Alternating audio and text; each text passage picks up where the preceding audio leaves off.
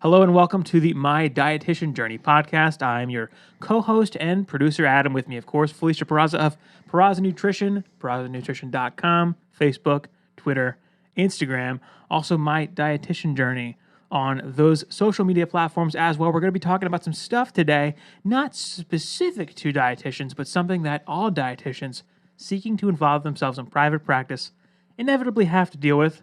Most people anyway. What is that? What are we going to talk about today? We are going to talk about imposter syndrome, what it is, and how to manage it. Imposter syndrome. So tell the folks, the good people, what imposter syndrome is. So imposter syndrome is the feeling of being a fraud. So you only succeeded because of luck and not because of your hard work or because of your education or your expertise, but you just got lucky. And so there might be a lot of self-doubt that you're maybe not good enough. And we mentioned private practice, but this can be in any field of dietetics, especially if you're like new to a certain job, or you might feel that imposter syndrome. Like you don't know enough to be there, and you just by luck happen to be there, and so that's. I don't agree with your definition of imposter syndrome. Oh. We didn't rehearse this at all. Actually, we're going in hot here, fresh. It is not just luck; it's also that you fooled people into believing that you're an expert. Yes, That was the primary thing for me when I heard about imposter syndrome. It's like you're actually actively tricking people into thinking that you know more about what you know. Not that you got lucky. I mean, I guess that's part of it too. Like it's usually either one or the other, I guess. But my experience of it when I was in management and people would move up and become more important and influential, they would think they would have themselves convinced I'm literally just pulling the wool over everyone's eyes. I'm fooling everyone into thinking I know what I'm talking about when I actually don't.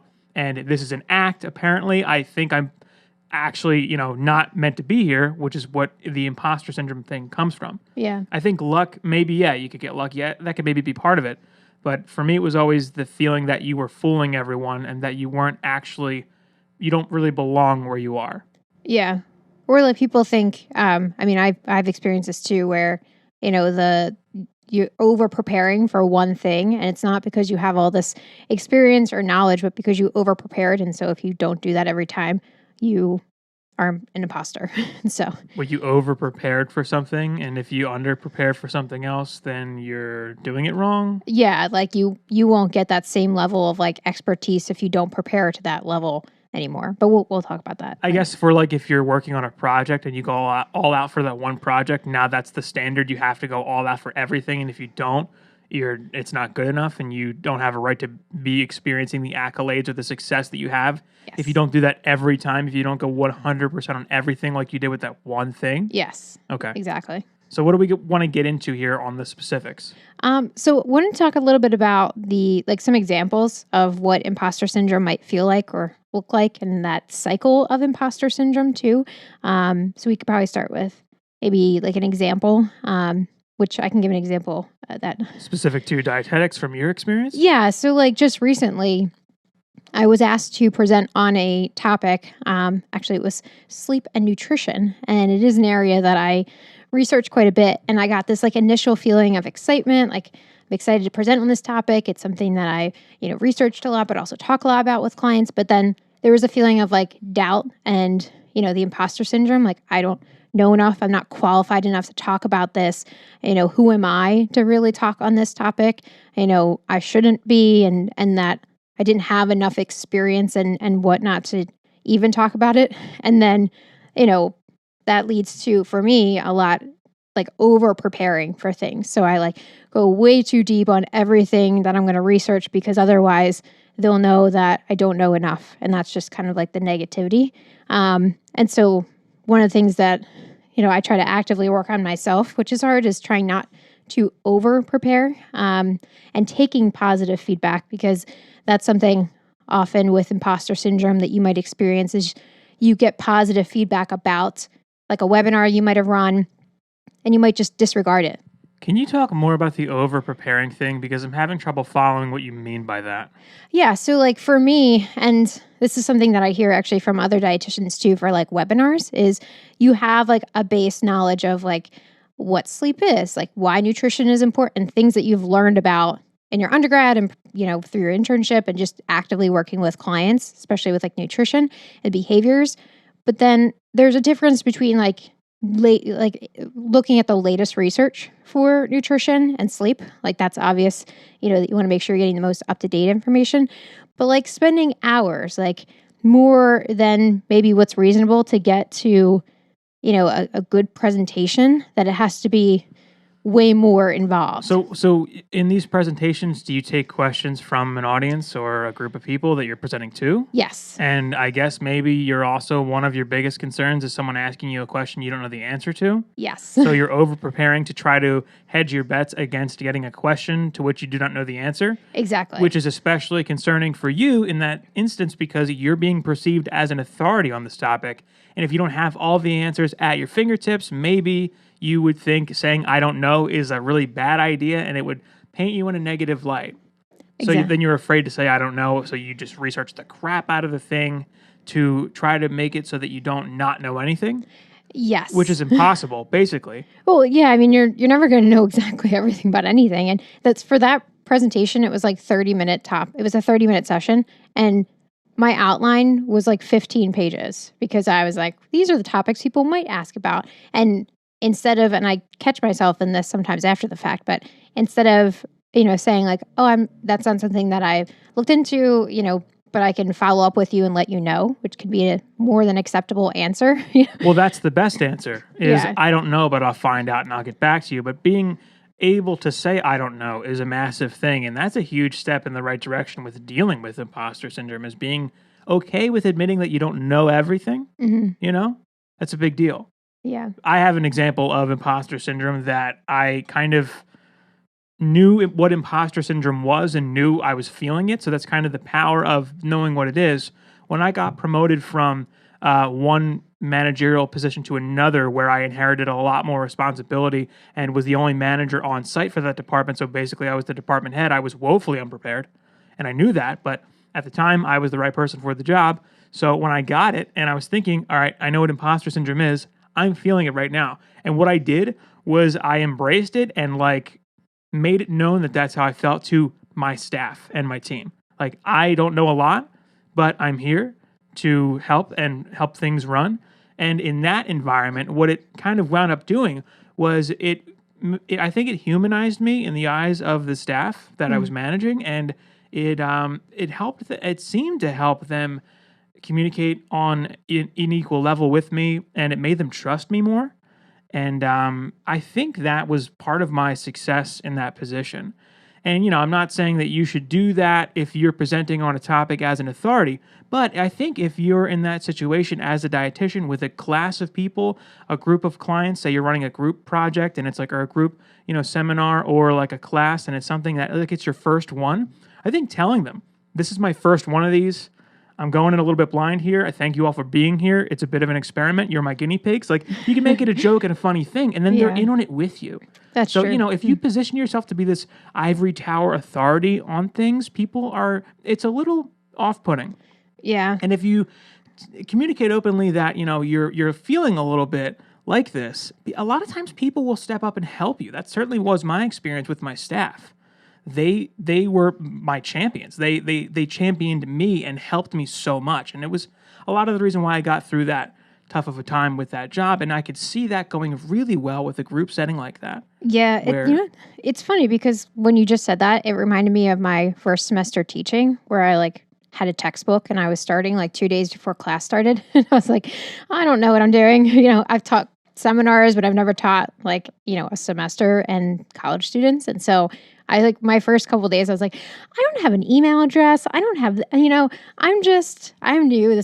And they were, at first I was like, oh God, is that going to make me look unprofessional? But it was just I was just like, this is the honest truth. This is what's happening. And they appreciated that. And they were actually, my first semester was my favorite because my students were they were just so nice. And they would, things that I messed up. It was kind of, I don't know, like you mentioned, you kind of build that a different camaraderie, I think. Well, people are a lot ready to be more forgiving and understanding of you if you are honest about yourself. Mm-hmm. I think people appreciate it when you're genuine and when you put yourself out there and you say things and do things that are maybe perceived by you as a risk, but just make you more real about what you're doing.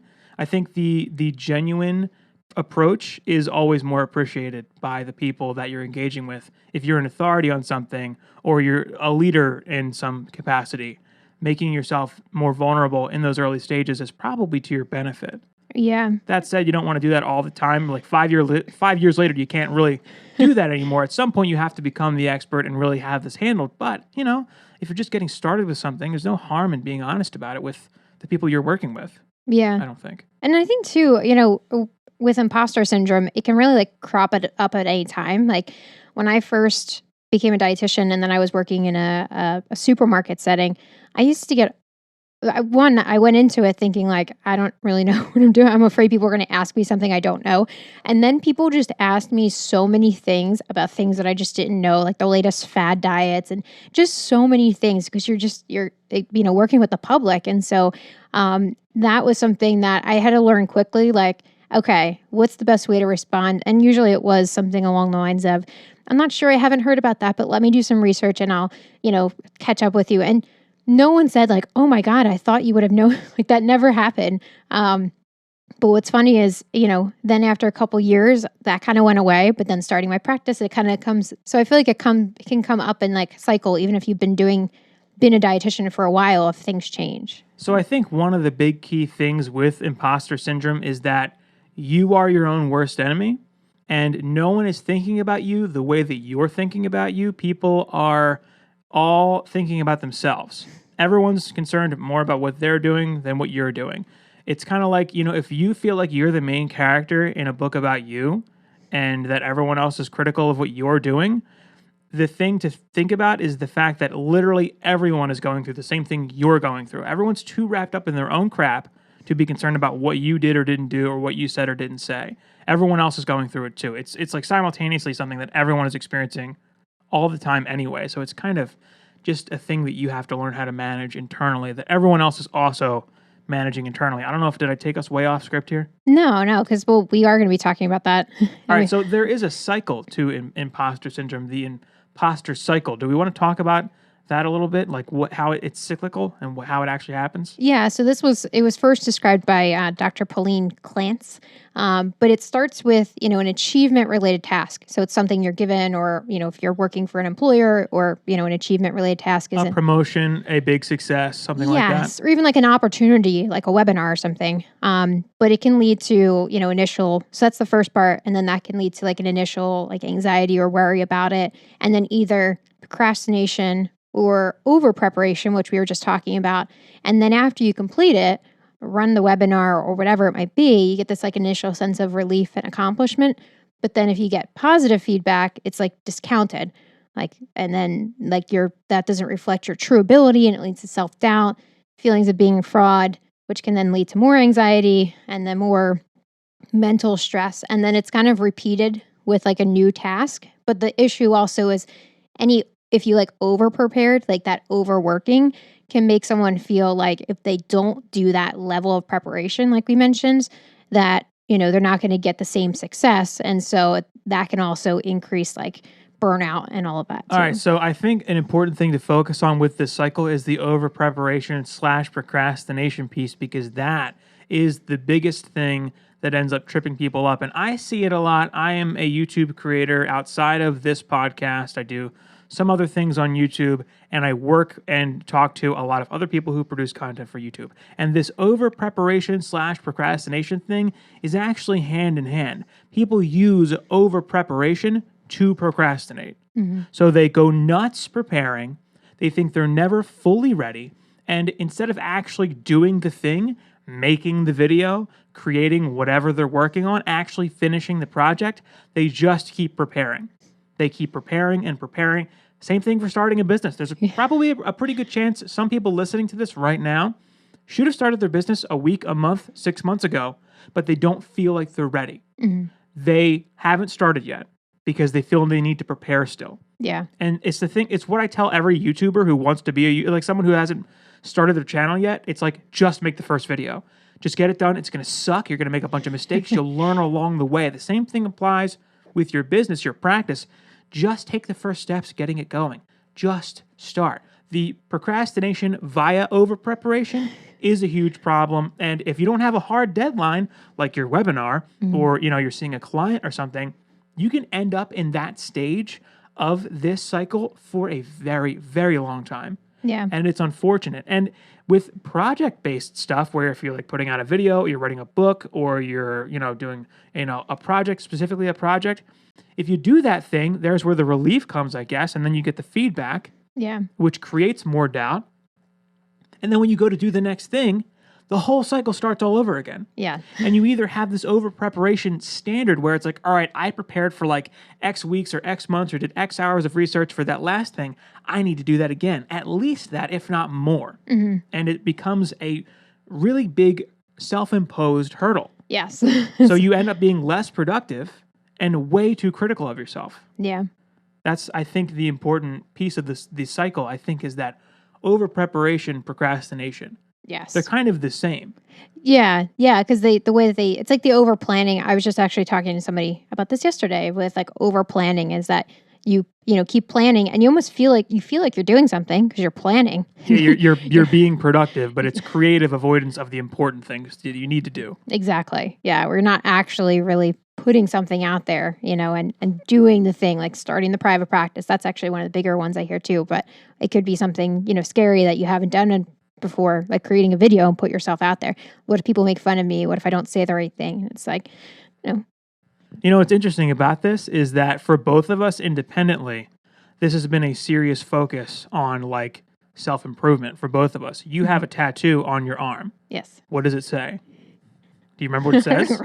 It says something. It's something along the lines of the thing we fear doing most is the thing we should do first, or something like that. Yeah. It's a quote. I think is it from like a Tim Ferriss book? It is from a Tim Ferriss book. Okay. Yeah. And ironically, from a separate Tim Ferriss book, he talked about knowing yourself and understanding that you're your biggest enemy, you're your own worst enemy, like figuring things out for yourself and being attuned to this sort of thing.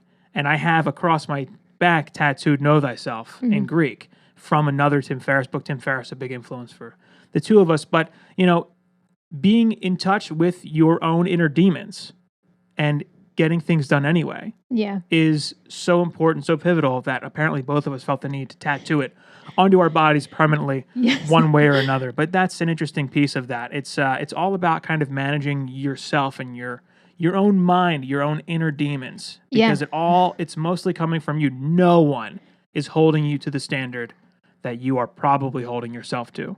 No, you're right. So, all right, let's, what about the, some of the other stuff we wanted to get into, talk about causes, factors? So, some people experience it, some people don't. Oh, I remembered. It's, what we fear doing most is the thing we most need to do. Something like that. Yeah, that sounds right. All right, so other factors we want to talk about? Yeah, so there could be cause. I mean, some people think like, why do I have imposter syndrome and why do others not? And I was actually reading a few studies, and one of them from the International Journal of Behavior Science said that about 70% of people will experience at least one episode of imposter phenomenon, is what they call it. So it's pretty common. But the majority of people experience it. Yeah, pretty much the majority of people. But it could be relating to like stemming from other issues like perfectionism, where you set impossible standards for yourself and then you feel like a failure for not achieving those unreasonable goals that you've set for yourself, which is very funny. What I always talk about with my clients about setting reasonable goals. But then when you think about it like professionally, it's something to also keep in mind for yourself. Yeah, perfectionism is one of those big things that a lot of people have done a lot of study on in terms of like how it keeps you from doing anything. Like if you can't do the perfect thing, you end up doing nothing, or it makes you less productive because you're striving for a level of achievement that is basically unrealistic or sometimes impossible. Yeah. Like perfectionism ties right into what you help people with as a dietitian. Yes. Because they, they make the plan. They're like, okay, I'm going to eat nothing but grilled chicken and broccoli for the next week. And of course they fail because it was too high of a standard. Yeah. Why would you think that you could do that? Yeah, or someone starting from like being completely sedentary to like, I'm going to exercise 7 days a week. With all intentions, they feel like that's going to be reasonable for them as a goal. But then, it's not. So it's, setting up, and it's not to say they'll never get to 7 days a week. It's just that as a starting point is kind of setting themselves up to be in an unrealistic position. Yep.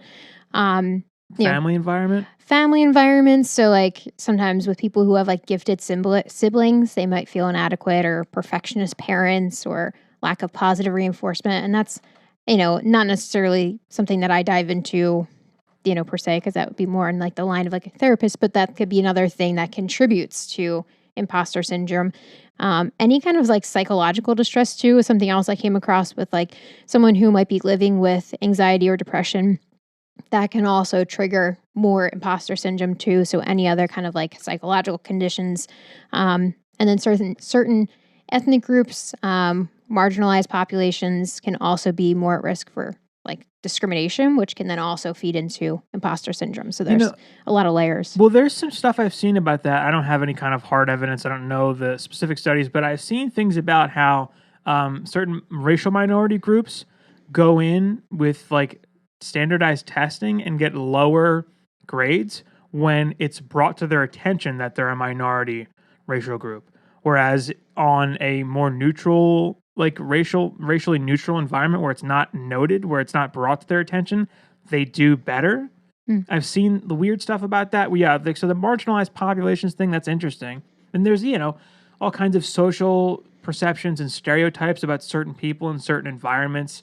Women have had to face discrimination for, decades, centuries, I don't know, forever, basically, in a professional environment. We're just now kind of bridging the gap of women having equal rights in the workplace, kind of. I don't think we're there yet. But, there's all kinds of stuff with marginalized groups, and especially in the United States with minority racial groups. I don't want to get political or anything like that and piss people off. I probably already have, whatever. That's definitely a massive factor and something that's an uphill battle for certain groups of people. Yeah. And that's something, again, where someone might, where they might not have felt imposter syndrome before, a new opportunity can really then trigger it. So it's not like you have to meet a certain criteria to all of a sudden have imposter syndrome, because again, it said recently that 70% of people will experience at least one, time of having imposter syndrome. And that's just, once. All right. So do you want to talk about the more kind of substantial negative effects?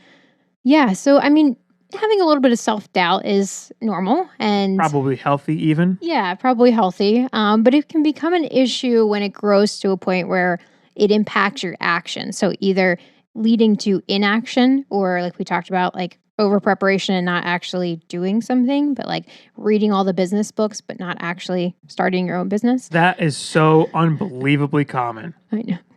Watching every YouTube video, reading every book, waiting for that magical piece of information that's going to flip the switch or press the easy button for you. Same thing happens with diet. Yeah. Where you never feel like you're ready because you don't know literally every piece of information. And then it promotes inaction. Yeah. It's a huge deal. All right, what else are we talking about? Burnout? Leading to burnout? Yeah, so like that goes into that can be caused by the over preparation, like setting yourself up to that, like, I have a standard, or that you had to put in 16 hours of work for this thing. So when you do it again, you have to put in 16 hours again. And so that can feel super daunting too. Going through it once and then knowing you have to do it again, and then you feel like you need to put yourself through the same standards. Yeah. So it can become extremely daunting to move on to the next project or whatever it is. Mm-hmm. Yeah, that can be a huge mental handicap. Yeah. And then that can lead to like job dissatisfaction too.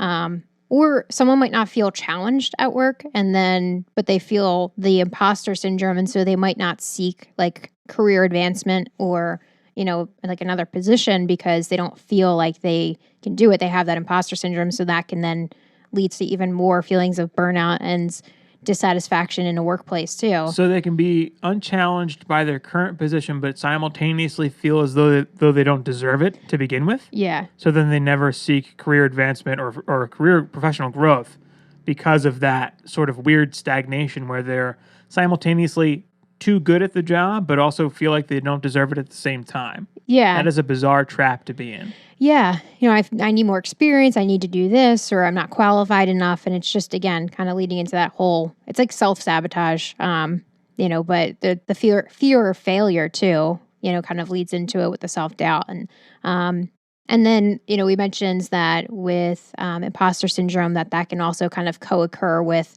like anxiety and depression, but also can lead to more anxiety and depression. So there's obviously a huge issue in terms of like mental health, emotional exhaustion, just like unhappiness overall. So that's a lot of negative mental effects as well. Yeah, I experienced quite a bit of that in my last position too, and it's really easy.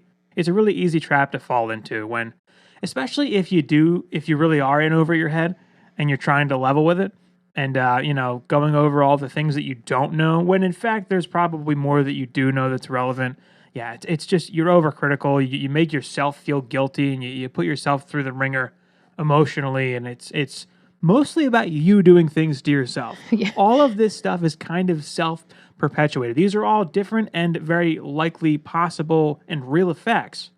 But a lot of it is thematically, it's you in your own head. It's exactly. Basically, self sabotage, guilting yourself, creating psychological distress for yourself, not seeking help when you should, when probably there's a lot of people willing to help you. Yeah. Usually that's the case. A lot of this is kind of self-inflicted, and grappling with it and managing it is mostly about knowing yourself and how to kind of deal with yourself. It sounds really weird, but I think it's, what is it, intrapersonal Yes. communication? Yeah. How you talk to yourself, how you handle yourself. Mhm. Everyone does that. Everyone has an internal dialogue. And learning how to control and use that internal dialogue to benefit you is absolutely key to avoiding things like imposter syndrome. This is by no means the only form of self-sabotage that people go through, but Yeah. it's probably the biggest one, I think. Mhm. It's one that I've certainly experienced quite a bit, and you have as well. Probably most dietitians trying to enter private practice feel this at some point. Yeah. Why me? Why am I good enough to do this? Where do I get off? One thing that's nice about starting things when you're younger is you're a lot less likely to feel this.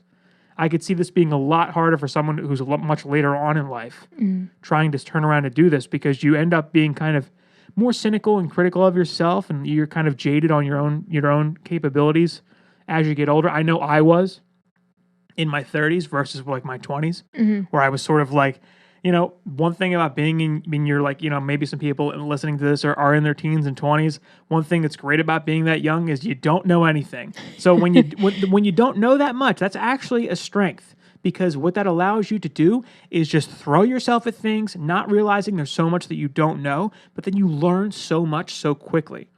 Whereas if you get older, you think more about the things that you don't know, and you know more about what you don't know, and you get in your own way more. That's true. So the more you like, it's like with nutrition, there's so much to learn about nutrition.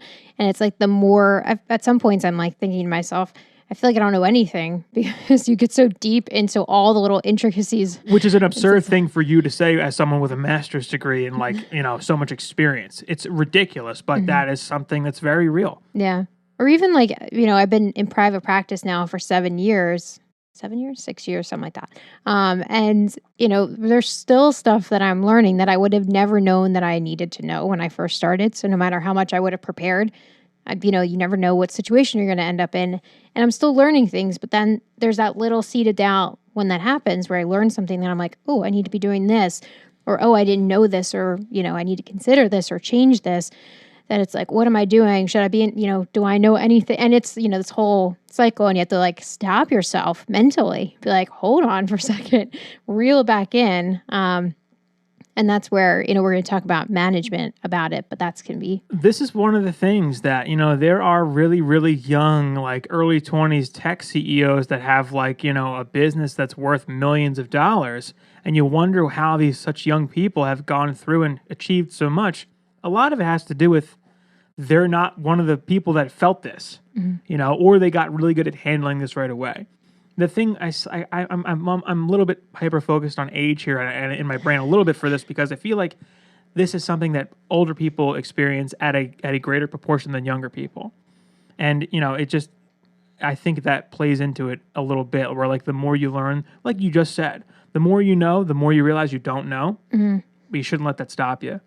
Because you don't need to know that much about most things to actually get things done. Yeah. And it's, I think, more important to know how to research the answer than it is to actually know the answer. Yeah, these days. that's really, it's funny because when I first started counseling, when you first start counseling, when you finish your internship, it's a lot to do it by yourself because most internships that, you might get some practice, but someone's watching and supervising. So there's, a lot of hand holding to say the least, which is what needs to happen in an internship. But when I first started counseling by myself, it was like the over preparation with 15 handouts because I was like, I feel like people are going to ask me something I didn't know. And most of the time people were just like, what's a carbohydrate? Like the very basics. That's most of the questions for most things. Yeah. And it's like even the most complex, they were like, I know you maybe don't know this.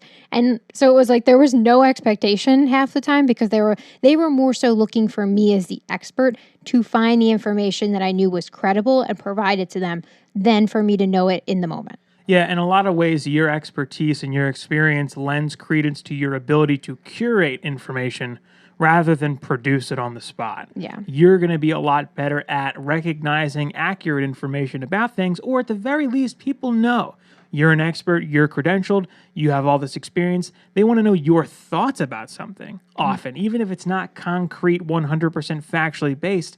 They find value in what you think or how you feel about something.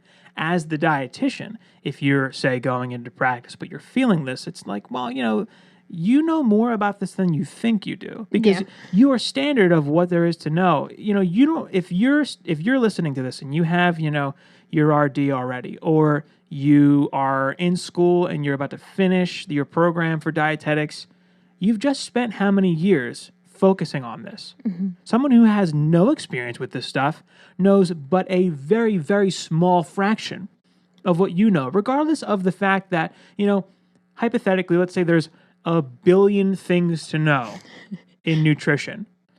Most people know 10 or 20. Mm-hmm. You know 10,000. Mm-hmm. Sure, the sky is the limit for the things that you don't know, but the things that you do know are so much more in quantity than the average person. And you don't need to know that much to be perceived as an expert and to be able to offer help. Yes. One of the things that, we were just talking about Tim Ferriss, one of his sage pieces of advice when you're looking to become an expert and create like information products, it was in one of his first books, 4-Hour Workweek, a great read. If you're interested on being more productive and starting a business, it's a good read. It's a little bit dated these days. But one of the things that he says is if you read 3 books on one subject, you now know more about that subject than like 80% of the world's population. You're basically an expert compared to anybody else. And I'm not saying you need to read 3 books about nutrition to become a dietitian, but if you have a degree and a credential that's regulated by a regulatory body that focuses on this stuff, and you went to college for it, it's a lot more than 3 books. Yes. You know more than 99% of people about this. Yeah. And the 1% that know more than you did what you did, and then a little more. Mm-hmm. So it's not that big of a deal that you don't know everything. Yes. You know way more than most people. Yeah. All right, how do we deal with imposter syndrome? How do you manage it? So the first is, honestly, you have to acknowledge that. Acknowledge what you're feeling. And sometimes this can be helpful to like say it out loud or write it down. Like we've talked about this before. Like I have a business journal. And so I write down like things that happen in practice, planning. And we talked about that on the last podcast. But sometimes like writing it out on paper can kind of minimize the power that you might be and like really kind of be more objective about it. And then you can kind of challenge the negative thought you might have. Is this reality? Or is this my perception, And so being able to sometimes like put it on paper for me is helpful to just kind of like look at the words and then be like, okay, what am I actually? So acknowledging that you're experiencing imposter syndrome, like I think knowing about this is like half the battle. Yeah. Really. Understanding that this is a thing that you're experiencing and not just your organic experience that only you are feeling is a big deal. So acknowledging it. And then what, challenging it we talked about? Yeah. And that comes in a couple ways, which we'll talk about in a second, but talking about it helps a lot too. So like with mentoring, talking to somebody about it. I was just talking to somebody yesterday and I said, I still feel the imposter syndrome. And they're like, oh, I wouldn't have expected that. And so sometimes being able to just talk with other dietitians, other interns, depending on where you are, or others in your field and know that other people are experiencing it too, and see what has helped them, because it's not something that'll go away that you won't ever experience again. It's more of acknowledging it and knowing how to manage it best for you in those situations. So being able to like talk to somebody about it, like a peer, a mentor, someone that's going through the same thing, another dietitian in private practice, it makes you feel like not so alone. And not for anything, we've talked about networking a whole bunch in previous podcasts and not viewing other dietitians as your competition. You're all kind of on the same team instead, and you are colleagues. This is another reason for that. Connecting with other dietitians, talking to them about this stuff, it can make it more manageable for not just you, but also them too. And you guys can help each other. Yeah, exactly. And, I mentioned, we were just talking about like challenging it, and, that can come along with also working maybe with a professional, depending on how serious it is too, like a therapist, someone to actively help you with, what's called cognitive restructuring, if you've ever heard of that. But it's basically like countering your negative thoughts with more positive ones. So I've heard that described as reframing. Yes, that's another. So you reframe. So there's reframing the negative thoughts into like a learning opportunity. So, if something positive. Yeah, exactly. And so sometimes I actually do this with clients with like, if they start to feel really negative about their progress with nutrition, is to identify like 5 positives that they've accomplished. And sometimes I can like just kind of stop the negative spiral that can occur. But sometimes that involves also not just talking to another peer, but maybe also like a therapist, depending on, root cause and severity and all of that. So, again, having some doubt is normal, but it becomes an issue when it's growing to a point where it's like really impacting your day to day. So, tracking your success is another way to like being able to look back on your achievements of what you've accomplished. And then, a lot of that alone can kind of counter any doubt you have of yourself. If other people have recognized you or you've had successes that are impossible to ignore, it's like, all right, clearly I'm not an imposter if this is what I've achieved so far. Mm-hmm. Obviously, I'm in the right place. Yeah. And that's part of it. Yeah, like the tracking piece, and that can look like a lot of things. Like sometimes I'll track like the positive feedback I got from a seminar, or I track the things that are happening in my practice, what I've been accomplishing, like some wins for the week. And there's a couple of dietitian groups that I'm in that they do like a win Monday or something like that, where it's, a way to like share your accomplishments. And even like when you're thinking about like, what did I do this week that was great? And even the simplest thing, sometimes it's that little, like I was talking about subscribers, and it's just like that little nugget of information just also created some positivity in my mind. You're talking about subscribers? Oh, I was like for YouTube? Yeah, I was just talking about how like channel growth. Oh, the channel's actually seeing some growth. Yeah, thanks if you've subscribed to the YouTube channel. Big thank you. But yeah, like being able to just put it on a paper, share it with somebody else, sometimes that can help. But being able to go back and actually look at what you've accomplished, recognize those wins. Those little wins. Yeah. Okay, so what about recognizing expertise? What do you have for that? So that's a big one where we were just talking about like the education and all of the certifications and everything like that. And so sometimes, you forget all of the hard work that went into. You forget you have a degree and a credential and all that stuff. Yeah, like because you get into the cycle of it, and at least I do this a lot too. Is what do I know? I don't know enough, and then you think back, okay, I did this class. In undergrad for dietetics, you're taking classes like chemistry and biology, and then also obviously your core nutrition classes, counseling classes, and of course there's always more to learn. But there's this huge foundation that you came from. And then many people have their masters now, and then also specialty certifications. And that sometimes being able to say, like, I went through a 6-month program on top of being a dietitian. And again, just recognizing those accomplishments and all the time and effort that went into where you are now is a really important piece. So I think sometimes just going back and reminding yourself of all those things. Like I was just looking at transcripts yesterday for some other reason, and I was like, oh, I forgot I took classes like that, which again, you don't think about it, but that adds that expertise, which again, you are a professional, you know what you're doing. So, all right. So you've talked about how you experience this yourself and you've dealt with it yourself. What strategies do you most often use to deal with this? So absolutely the journaling piece. And this was actually really helpful when I first started my practice, which is actually why I just kind of started doing it. I talked about like what were my wins for the week, what things I wanted to focus on next, and anything that was like negative, like that didn't go well, I like reframed as to what I could have done differently. And so it was like more of an action item versus kind of staying in this negative cycle of, the things I did wrong, to say the least. So being able to like put an action item on it to say, okay, this didn't go the way I planned, instead of harboring over that and saying, I don't know what I'm doing, I instead started to focus on what can I do next time. And so like sometimes just like dumping that down on paper, and then talking to people. So like talking to you half the time, significant other, being able, someone who can just kind of like give you a little shake sometimes to say, hey, this is Yeah, we've had those talks. do the thing. Why not you? You say that a lot. That always resonates with me. Like Somebody's got to do it. Yeah. Why not you? Yeah.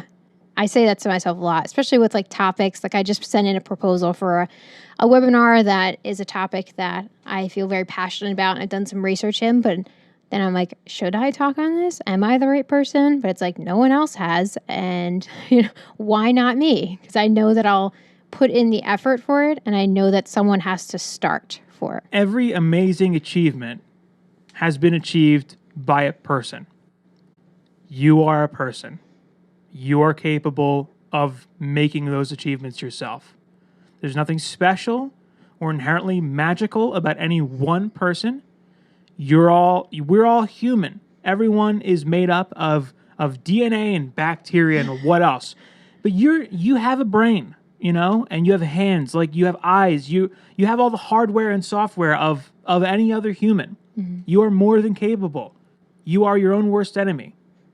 You have to push yourself and wrestle with that. Yeah. Stop getting in your own way. Just do the thing. Yes. Yeah.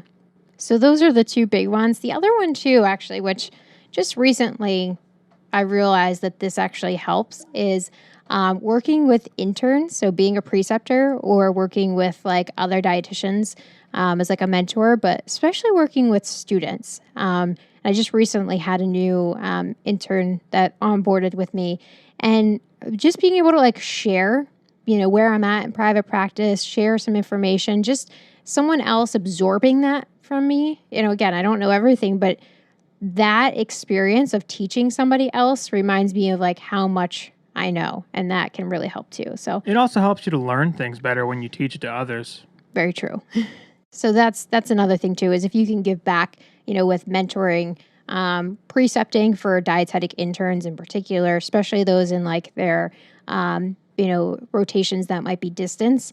Those, they have to usually set up their own rotations. And so being able to be there as a preceptor can be really helpful, and to share that experience with somebody. So, and guide them and let them know that this is a thing, and that it's okay that they don't know everything, because I often hear that from interns, like, I don't feel like they know enough. So when they're getting ready to sit for their, dietitian exam, sit for the boards, and then they're a dietitian and they're like, okay, I'm ready to get started. Now what? Being able to acknowledge that and talk them through that imposter syndrome. And, again, if you don't know something, there's no, like, learning it is a part of growth and professional development too. So yeah, those are, I would say, the three things then, the biggest ones. There's a couple things for me that really help with this. One is the mantra, the saying. I don't know where it came from specifically, but finished is better than perfect. So, it's better if something is done, because if it's never going to be perfect. Done is the best thing, is the best a thing can be. Finished, get the thing done. Mm-hmm. And then also, in terms of like project-based stuff, or like, where you're the expert, if you're doing a project, if you're writing something, you're putting something together, a webinar, whatever, I think if you have any kind of things that you're not sure about, and it would take a little effort to become sure of them, just do that. Like answer your own questions. Mm-hmm. Like if you're not sure about something and you have a question about it and you're able to get the answer before the thing is done, do that. It gives you a little bit of confidence in yourself, I think, when you're able to answer those questions for yourself, if that makes sense. That might not be applicable to everything, but if you're writing and you're not sure if something should be included or if something is important, digging into that one thing a little bit, figuring it out and be like, all right, now I know. Yeah. It kind of reinforces you as the expert in your own brain. That's I think true. that's helps for me. Any parting words of encouragement for dealing with imposter syndrome? I would say parting words would be that everyone, most people experience this. And so you're not alone in feeling the imposter syndrome. It's what you do with it then to keep yourself moving forward and not stuck in this cycle. So identify something that'll work for you. And it could be a lot of different tools, like I mentioned, journaling, but talking to people, but being able to find, I don't know who coined this either, but like find your tribe. I like that saying, being able to connect with other dietitians or other people that are in your field, your professional field, can be really helpful. But again, you got to kind of find what's going to work for you. And sometimes that is, again, journaling, working with a therapist, and also having this support of, people in your field.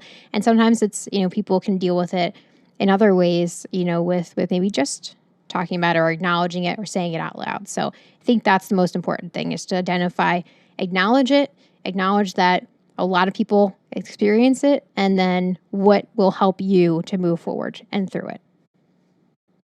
Oh gosh, I know what you're going to do. What are you talking about? Wherever you go, there you are. I think I did this. This is my fault, actually. It is what it is. And other platitudes. In all seriousness, you are just as capable as anyone else of getting things done, making big stuff happen. Got to go out there and get it, though. Mm-hmm. Yeah. All right, cool. Well, I hope this has been helpful and useful for anyone looking to start their own private practice or any venture. Imposter syndrome is a serious thing that we're all dealing with, so we're all in this together. By all means, any questions, comments, concerns, leave them in the comments section on YouTube.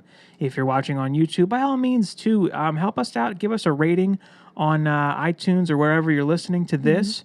It would really help out a lot. Any feedback is always welcome, but that is going to do it for us here at the My Dietitian Journey podcast.